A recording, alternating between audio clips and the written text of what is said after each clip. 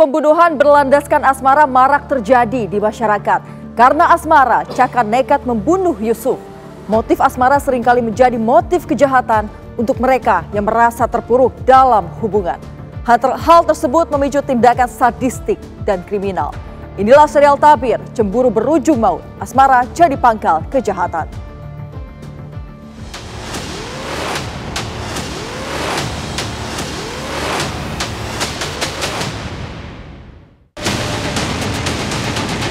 Polisi udah banyak kesini bang, saya naik tadi kan juga ya kan, saya bilang saya nggak tahu kejadian itu pas jam 4 sudah banyak perceceran darah di sini bang. Kondisinya udah bersimbah darah, lemes gitu mbak, karena darah di atas kasur itu udah kayak genangan air. Telah terjadi keributan di wilayah Kalibaru Timur di sebuah kos-kosan. Ada korban penusukan dengan inisial MY. Kayak ditantangin gitu sama korban. Lu cowok atau bukan? Sini gue di kontrakannya mantan lu nih. Sini kalau berani gitu.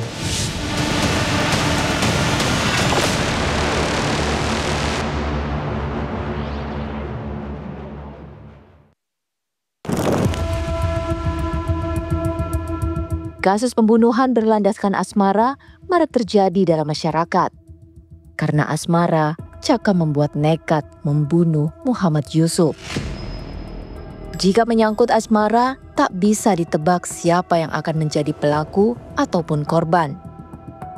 Dalam kasus asmara seperti yang terjadi di Cilincing, Jakarta Utara ini.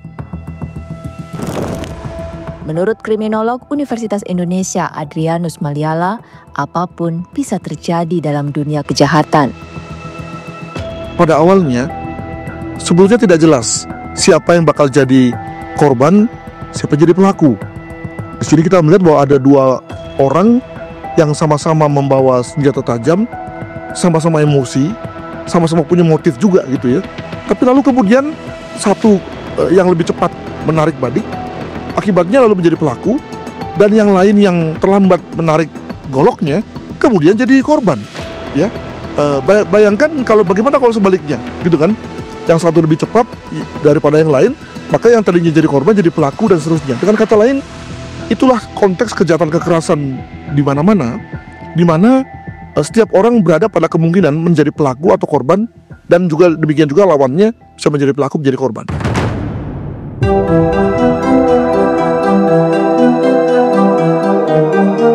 Motif asmara kerap kali melatar belakangi kasus kejahatan dan kekerasan.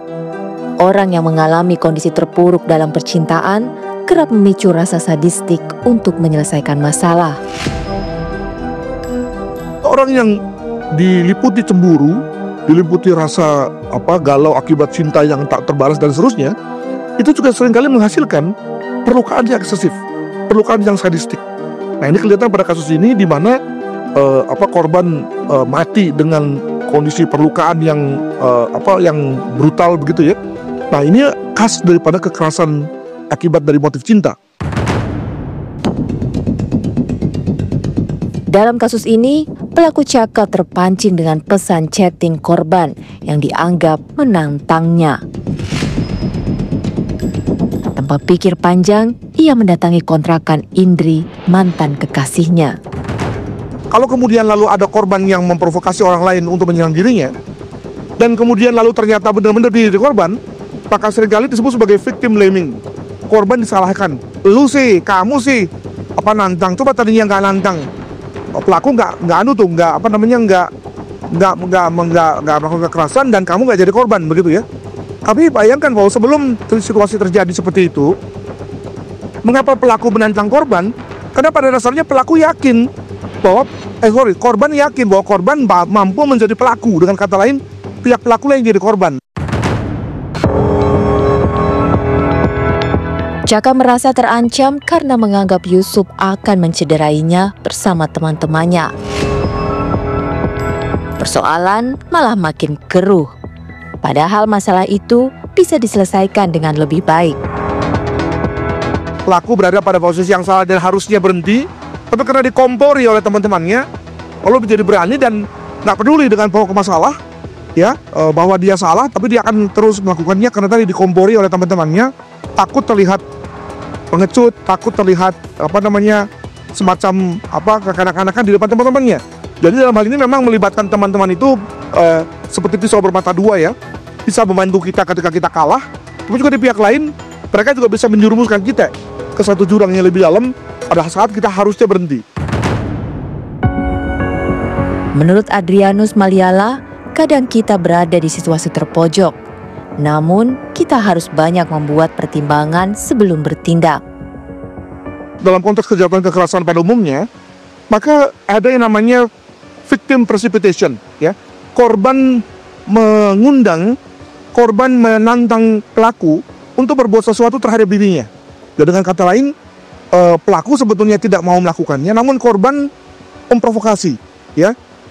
Alhasil kemudian lalu pelaku merasa tertantang, marah, dan lalu ujung-ujungnya kemudian memang menyakiti korban. Sebaiknya masalah asmara dihadapi dengan kedewasaan berpikir dan bersikap rasional, sehingga tidak menimbulkan amarah dan merugikan orang lain. Emosi itu harus dijaga.